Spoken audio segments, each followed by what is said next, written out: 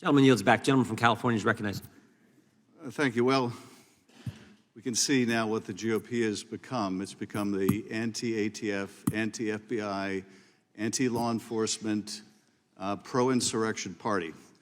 Mr. Director, I appreciate your being here. You have one of the toughest jobs in America. My colleagues on the other side of the aisle treat you like you're some kind of a mass shooter instead of someone trying to protect us from the epidemic of gun violence. And I want to recognize all of the volunteers from Moms Demand Action and thank you for being here. Thank you for your advocacy around the nation. I appreciate how much you're devoted to trying to end this scourge of gun violence.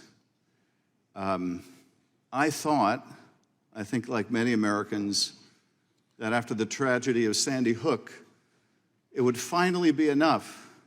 Watching those beautiful children massacred would be finally enough to prompt this Congress to do something, to stop this insanity.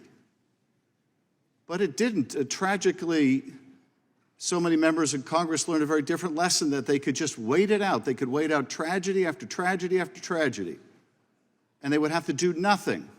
And indeed, on the other side of the aisle, it's just gotten worse.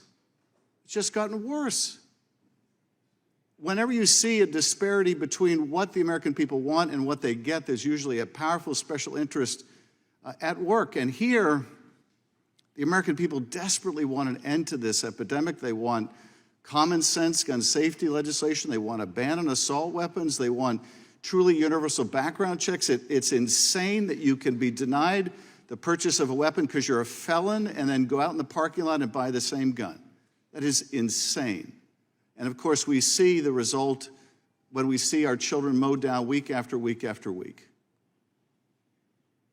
And it's not like there aren't answers to this. It's not like there aren't things that work. There are things that work, like a ban on assault weapons and a ban on high-capacity clips. And yes, it won't stop every shooting, it won't stop every mass shooting, but it'll stop a lot of them, and it'll make the ones that happen far less lethal. I mean, the GOP has become the party of wanting guns with more lethality, capable of killing more people, capable of killing more kids and more cops. Now, I'm sure they don't actually want cops and kids to die, but it's the effect of their actions, it's the effect of their inaction that people are dying. I mean, not even NRA members want this. And so why do they? Who benefits from this? Who benefits from this absurd, grotesque spectacle of mass shootings week after week and the daily trauma of people getting gunned down? Who benefits? Certainly not the American people. Well, the gun makers benefit.